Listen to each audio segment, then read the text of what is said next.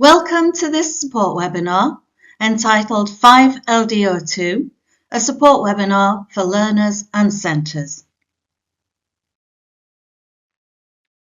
The webinar is one of a series of webinars provided to support the units of the CIPD qualifications. In this case, the webinar has been designed for those with an interest in learning and development who are working towards the CIPD Associate Diploma in Organisational Learning and Development, or for those supporting learners who are working towards this qualification. This webinar is one of 3 webinars particularly designed to support the specialist pathway units of the Organisational Learning and Development Associate Diploma. The 3 units are 5LDO1, supporting formal and self-directed learning, 5LDO2, design learning and development programs to create value, and 5LDO3, facilitate structured learning and development activities for groups. This particular webinar is focused on the 5LDO2 unit, so let's have a look at what that unit involves. 5LDO2 is all about the creative and very satisfying activity of designing learning and development programs to meet organisational needs and create value. So the unit explores that important relationship between what an organisational's learning and development needs are and the way that clever and effective design of learning options, programs, pathways, activities can meet those needs and can support organisational productivity or effectiveness or performance. So the unit explores aspects such as clarifying learning and development needs, how to be absolutely clear about what is required. It looks at different learning methods and how these can combine, and how to measure learning impact. What's the point of learning if we don't know if it's had an impact? How to make use of new insights. What new thinking is there? What new developments are there? So all of the content of this unit is aimed at enabling learners to create learning experiences that are impactful for learners and also for organisations, in that they will support performance, support productivity, support organisational effectiveness.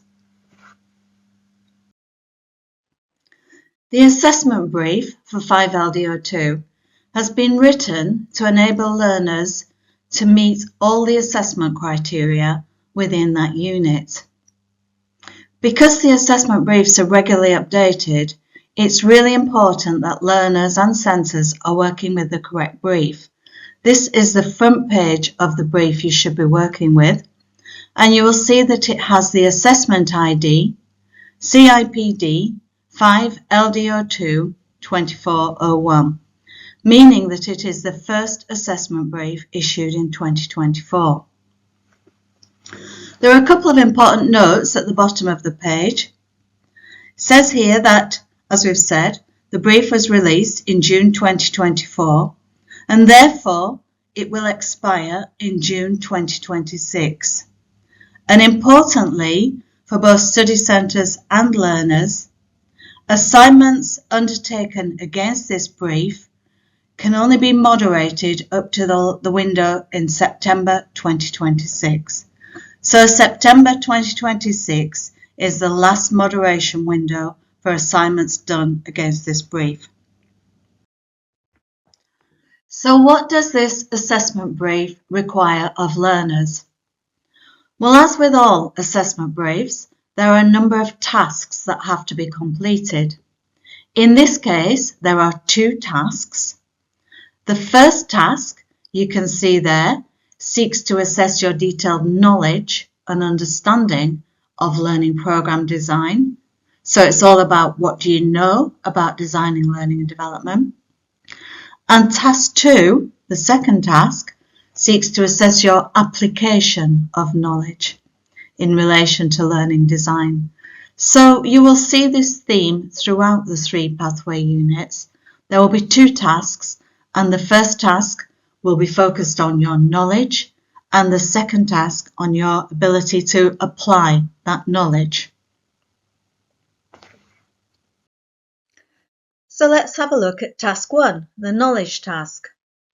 The instruction for this task is that to complete the task, you should provide a written response to each of 9 questions. As you can see there, you have approximately 2,700 words, usually plus or minus 10%, in which to complete those questions. That doesn't necessarily mean that you should apportion those 2,700 words equally. Have a look at the questions before you begin. Some will require longer responses than others, and you can apportion those words as you think fits best. Some important extra information on this slide and in your assignment, here in red font, says that at this level, it's important that you make appropriate use of wider reading to expand your responses and illustrate key points in your answers. This guidance is important. At this level, you will often be penalised if you do not reference wider reading in your response to the questions. 1 or 2 of the questions actually don't require you to evidence wider reading, and that will be stated against the question, but usually wider reading is required to be shown within each of your responses. So we said there were 9 questions in task 1. So let's have a look at the first of these. Question 1. Question 1 begins with a statement that learning and development can play a major role in an organisation's success. The question is then that we should discuss 3 different ways that learning and development can actually support the achievement of organisational goals. So let's begin by just thinking about organisational goals, what we mean by that. Well, there are probably as many organisational goals as there are organisations, but they will tend to fall into certain categories such as profit, competitiveness, market position, innovation, new products, expansion, etc., etc. You can be general or specific in your own thinking there. However, to answer the question, we need to shift to thinking about 3 ways that learning and development can actually support achievement of these goals. So the command verb here is discuss. That's quite wide, but so we're discussing how L&D might support achievement. What does learning and development actually do? What can it offer to the organisation that will help achieve those goals? Because it's discuss, it also suggests a good opportunity to bring in what other people, what other thinkers say about how L&D supports achievement. So a good opportunity to bring in your wider reading here. But also remember to talk about what you think. We want to know your opinion as well. And illustrate your response with examples. There are lots of examples. There are lots of ways you can bring to life these 3 ways of how L&D can support the achievement of organisational goals. So that's question 1, which supports assessment criteria 1.1. Question 2. So in question 2, we're moving on to stakeholders, and you're being asked to identify who in an organisation are likely to be the key stakeholders for an L&D programme, and in each case to summarise what their interest might be and how you would gain their commitment to the programme. So you can either write in general terms, or you can, if you want, relate it to a specific example. So if you're writing in general terms, you might talk about the sections of an organisation, the departments, the type of people in an organisation who would be the key stakeholders. If you're talking about a particular example, you can be more specific. But essentially here we want to know which parties in an organisation would be the key stakeholders for an L&D programme. And then following through with that, we would want to know what their interest in that program might be, and therefore, how would you gain their commitment? How would you get their buy-in to that program? So you've got three aspects to that. Who would have an interest? Who would be the key stakeholders? What would their interest be? And how would you get their buy-in? So that's question 2.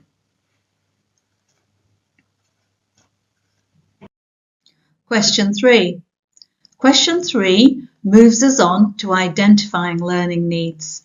And question 3 requires us to identify or to explain 3 methods. And they are for identifying team or individual learning needs. So we're looking at that level, team or individual. That's 3 across either of those. And for each method you choose, you're asked to provide at least one key principle pertaining to its use. So your command verb there is explain, and you have to do it for 3 different methods.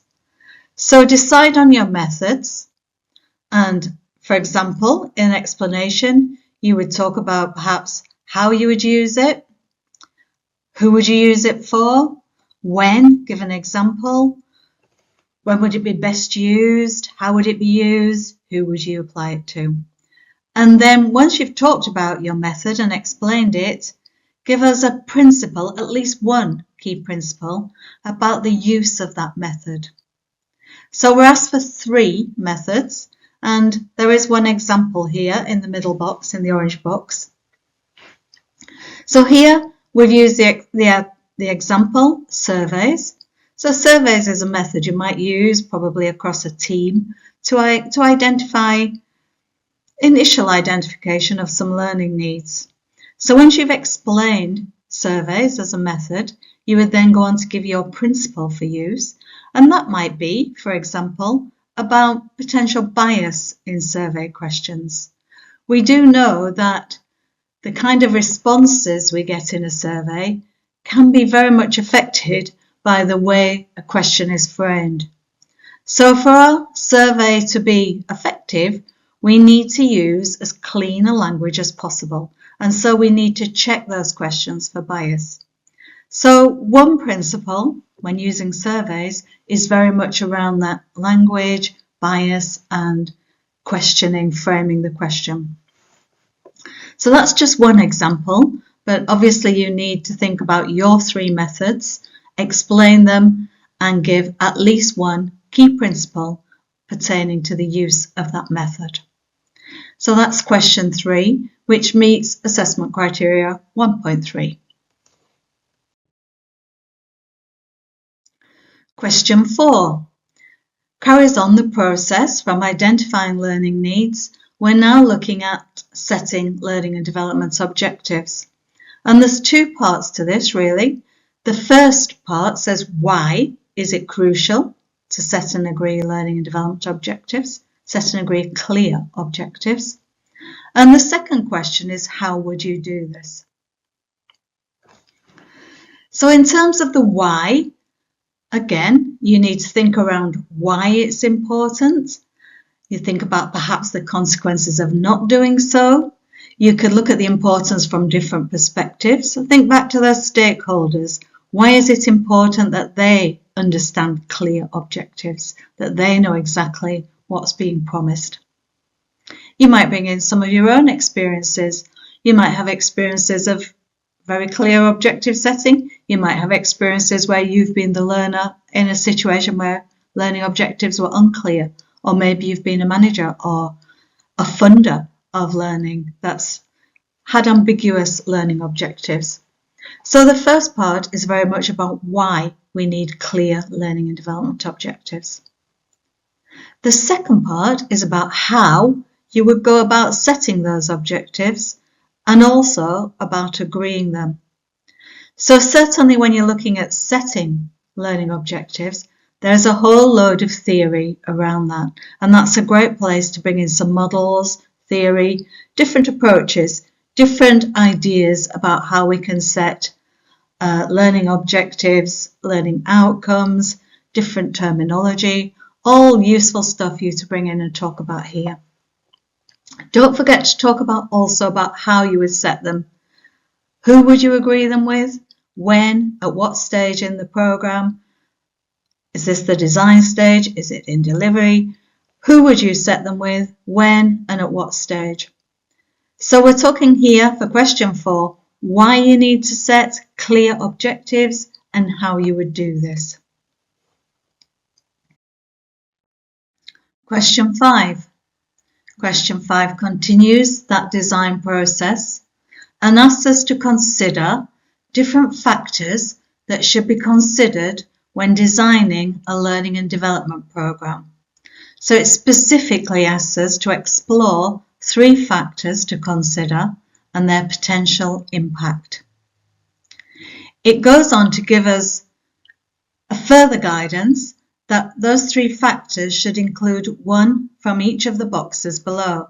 And we'll talk about those in a moment, but just before we go on to that, just notice the sentence in red font there, that there are some questions, some assessment criteria in this unit, in all the pathway units, that do not require you to show wider reading.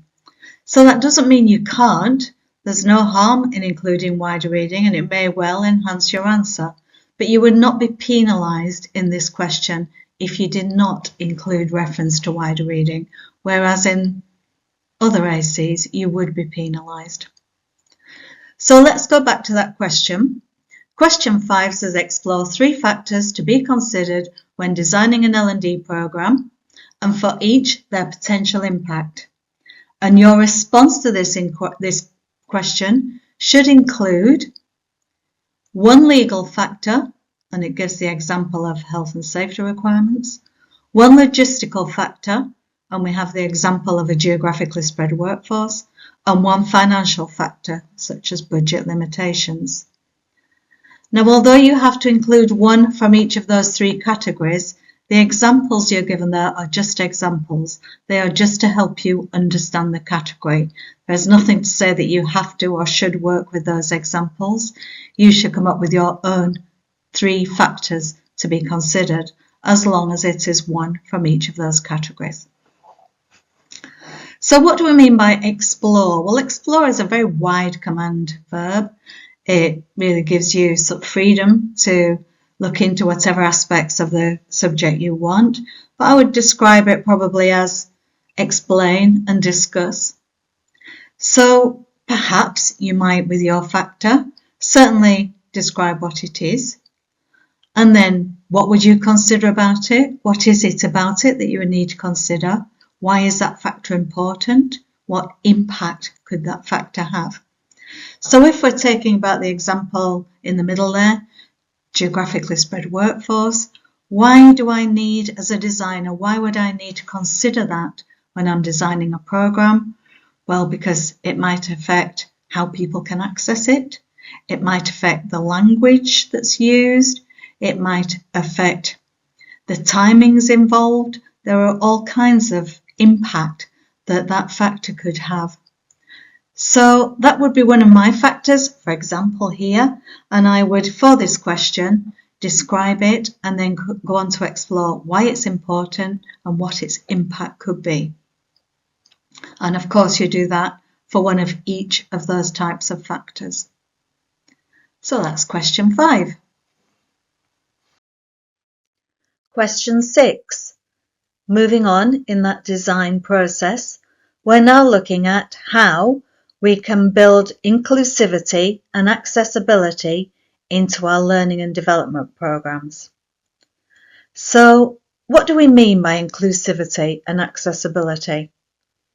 Good thing, first of all, would be to be clear in your own mind about what that terminology actually means.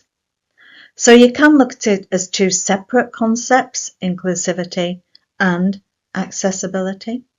Or you can just bring the 2 together, that's up to you. But what do we mean by that? Well, when we think around those terms, we're probably thinking, and remember this is in a learning and development context, we are probably thinking of, will everyone be able to access the program? Will everyone be able to benefit from the program? Will everyone be able to feel fairly included in that program? Will everyone be able to fairly participate in that program or opportunity or activity? So first of all, clarify in your own mind what we mean by inclusivity and accessibility. And you can certainly explain that if it helps to begin your response.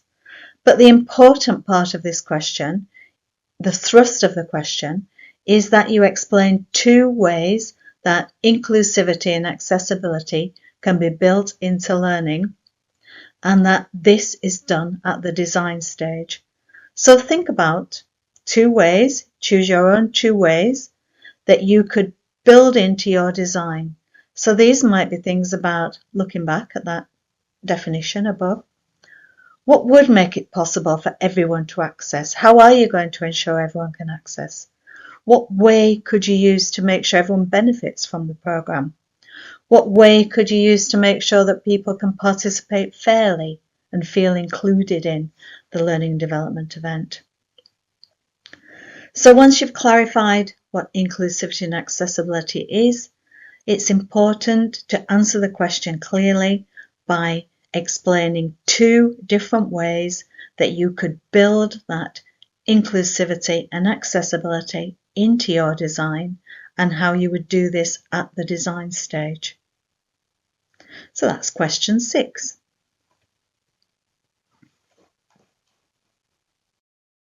Question 7.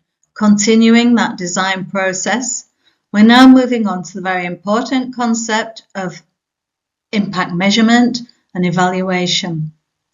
So the question actually asks us to explain 3 different ways the impact of learning and development can be measured and why we must always consider that at the design stage. We must always consider impact measurement at the design stage.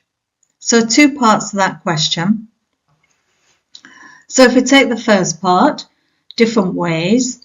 So you're probably here going to think about different methods of measuring impact of learning and development, but you might also think about different scope of evaluation and measurement. How wide a scope is the evaluation going to be? What's going to be included in it? What are you actually evaluating? You might think about timing, about the different stages we can apply evaluation and measurement. Lots of theory and models here, lots of wider reading that can be brought in. This is a great question to show off your wider reading. Certainly an area for lots of modelling. Just be careful on that. Do show wider reading. We do tend to get one model all the time here, and it's good to see something different and newer. Second part of this question then, we're looking now at why we must consider evaluation and measurement at the design stage. Well, there are many reasons. As soon as you think about it, it becomes fairly obvious why you have to do it at the design stage. And one way to bring those thoughts is to think about the potential consequences, the issues, if we don't think about evaluation at the design stage. If we just leave it to happen as and when, why that might be too late, might be ineffective, might be pointless in some cases. There are all kinds of aspects to that, financial aspects, effectiveness, people involved, etc., etc. So you come up with your reasons for why we should consider impact measurement at the design stage. You might be able to give us some specific examples of maybe linked to a particular program, why it would be important to build it in at the design stage, possibly examples from where it hasn't been built in and we're seeing the consequences of that. So again, lots of room for wider reading in the first part of that question and lots of room for examples and bringing the question to life in the second part of that question. Question 8. We're now moving into some of those insights and aspects of neuroscience and psychology that are being brought into L&D.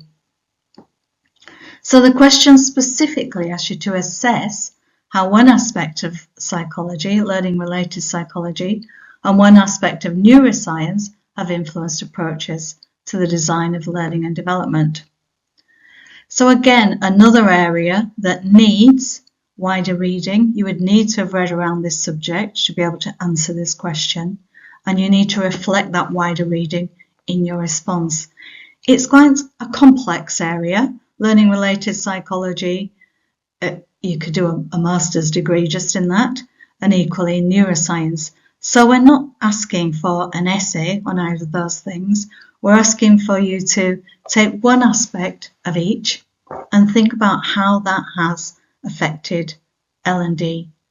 So in terms of psychology, as I say, there's lots and lots to go at here, all kinds of models. You might look at something within the theories of behaviorism, cognitive theory, constructive theory, adult learning, learning domains. There's so much learning related psychology, but you only have to find one aspect of it that you think has influenced learning and development and discuss what you see that influence to be.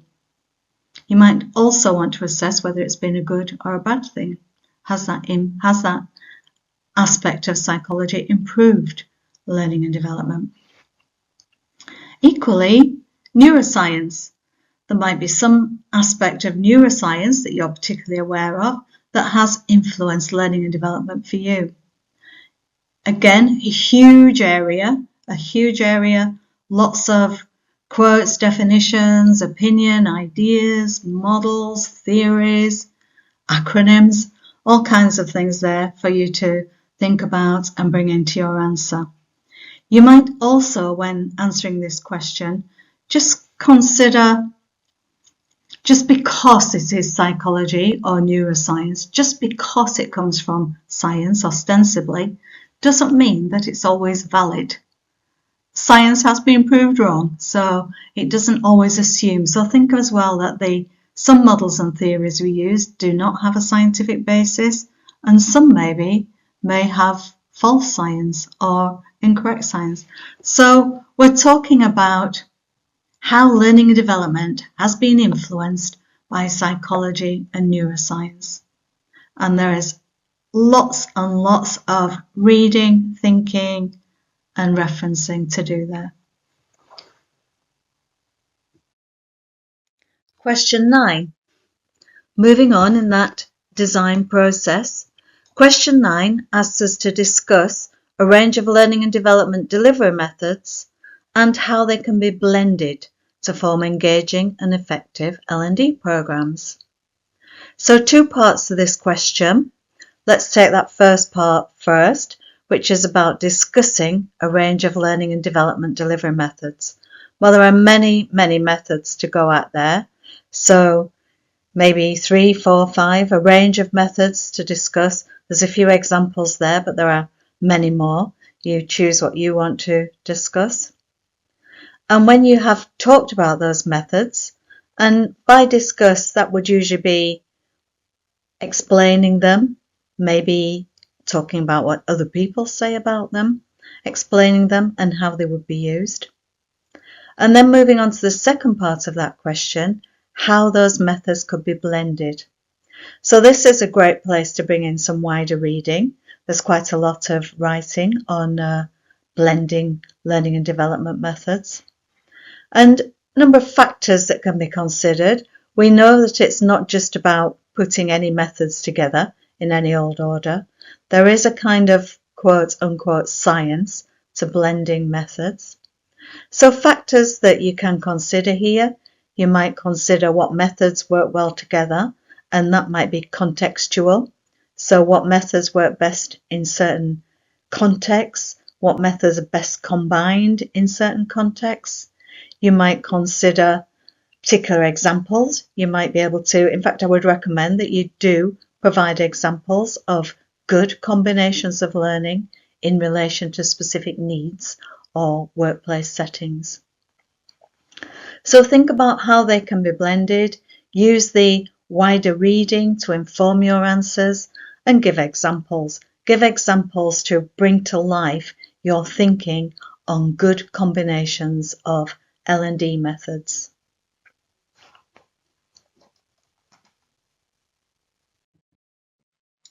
When you've completed question 9, you have completed all the questions and you've therefore completed task 1. Remember that you should have done that within 2,700 words, thereabouts. And if you've completed your 9 questions and you're happy with your responses and you've done that within that word count, then it's time to move to task 2. Task 2. At the beginning of this webinar, we clarified that there were 2 tasks within the assignment brief, and whilst the first was very much about knowledge, the second was about the application of that knowledge.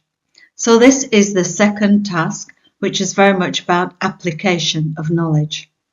Specifically, the assessment brief states, to complete this task, you are required to design a learning and development program for a group of learners. So a couple of words to note here, just to focus on for a moment. So first of all, we're talking about a learning and development program. That is not a single session. A program is bigger than a session. It may be several sessions brought together, different activities brought together, different methods, different options brought together.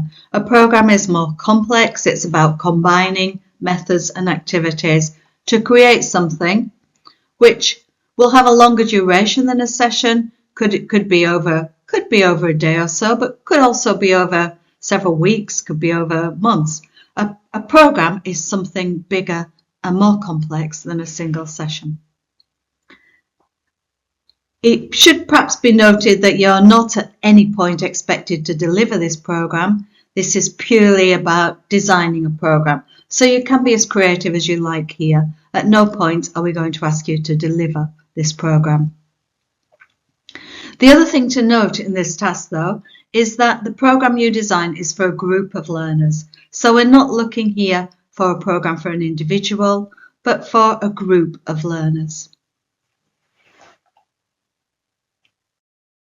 In terms of our design, we are given further instructions, and the first instruction is about the context for our design, and we are given a choice here. We can either work with an organisational L&D need that we're already aware of, so something from our own organisation or one we know, a need that needs to be met with learning and development. Or if that doesn't apply, we can use a scenario provided in the assignment. The scenario concerns a gas and electricity provider that has recruited some new customer service operatives. And in that scenario, the scenario gives you lots of detail about those operatives, and then you are required to develop an induction program for these 30 new recruits. So you can choose. You can either take that scenario, the induction program for the new 30 CSOs, or an organisational need you are aware of, and take that as the context for your design. Having set the context, we're then given further instructions. So first of all, you have to decide on the specific L&D objectives your program will address. You then have to design a program to address those objectives. So in terms of your known L&D need, where you're working with one that you're already aware of, you may already know what those L&D objectives are. You may have already decided, or they may have been decided, what those objectives are. If you're working with a scenario, you will have to use your imagination, but your informed imagination, to clarify what L&D objectives you want your program design to meet. Once you have done that, you can then take those forward into your design. And the instructions do continue to say that that design must include clearly stated L&D objectives. So it's not just about knowing what your objectives are, we want to see them clearly stated. Fully relevant learning content. So whatever content is included in your design must be obviously relevant to addressing those needs. Different delivery methods. We want to see how you have combined different delivery methods or activities. Engagement techniques. So they might be at the beginning of your program, during the program. How have you designed in engagement techniques, factors that will keep your learners engaged in the program? And also within your design, we want to see impact measurement activities. So that could result in a huge document, a huge piece of work, but we're talking here about a high-level overview of your design. We don't want to see all the learning content. We don't want to see every bit of the activity. We need to see it at a high level. So there will be lots of headings and brief explanations and summaries of what's going on within that design. But make sure, even though it's at a high level, that it provides sufficient information, sufficient detail for your assessor to see that those 5 requirements are being met. The format you provide your design in is between you and your centre, as long as it's recognisable and accessible and agreed with your centre. There is a second instruction, and this supports your design, because whereas your design will be a separate attachment, a document attached to your assignment, we do want some explanation within the body of the main body of your assignment, where you can explain the context of your L&D design, i.e., have you chosen the scenario, or if not, what is the organisational need you're working with? And also how your design meets those 5 bullet points, those 5 criteria. That helps if it's not fully obvious in your design where each of the 5 are being met. So we want you to explain briefly how your design has clearly stated L&D objectives. So you shouldn't need to explain that too much, they should be obvious. How your design has fully relevant learning content. Again, that should be fairly obvious from your headings, but point that out, explain briefly. Different delivery methods, again, should be fairly obvious, so you shouldn't need a huge amount of explanation. Engagement techniques, that might be more difficult to show up in your design, so you may need to provide a little bit more explanation about how your design includes engagement techniques. But if these may be initiatives you've taken at the beginning of the program, which do show up in your design. But if not, make sure you explain how you've met that requirement. And finally, explain how your design has those impact measurement activities. So you have 700 words to add to that design. So whereas your design is, as we say, an attachment, a separate attachment, you then have 700 words to put into the body of your assignment as a response to that question to explain your design. And it's worth noting here that this is one of those assessment criteria where you do not need to include evidence of wider reading. You don't have to reference any wider reading. Our concern here is with your ability to design an L&D program. It's not about what you know, although that will be implicit in your design. It's about the actual design. So when you've finished task 2 and task 1, then you should have a certain amount of evidence, and that must take the following format. So for task 1, you should have written responses to the 9 questions or instructions, and that should amount to 2,700 words. And remember, that's plus or minus 10% usually, but approximately 2,700 words, and within those words, all 9 questions must be answered. For task 2, you should have your program design. High level is fine, but must have sufficient information to show that you've met the requirement. And that can be provided as an attachment, and whatever is in your program design is not included in the word count. But you are also asked for task 2 to have a written response where you explain your program design as instructed, and you have 700 words for that. So that's not huge, it just allows you to explain and give a little bit more substance to your program design to avoid having to go into too much detail in your design. So as long as you have those three things, you have completed task 1 and 2, and you have completed this assignment. A little bit of guidance before we conclude this webinar. First of all, read all the questions and all the instructions carefully and in advance. Make sure that you have got the big picture before you start. You've read everything, you know exactly what you're doing before you begin. And then when you're answering the questions, respond directly to the questions. Sometimes learners get carried away with the question and write quite a lot of text that can be irrelevant and therefore use up word count unnecessarily. So think about each question and respond clearly and directly to that question. Make your responses accessible to your assessor. Make sure they are signposted. You might give a subheading. You might use the question as a subheading, as in that first example. You might use a redaction of your question as a subheading. Always use the assessment criteria reference. You can see there in red AC 1.1.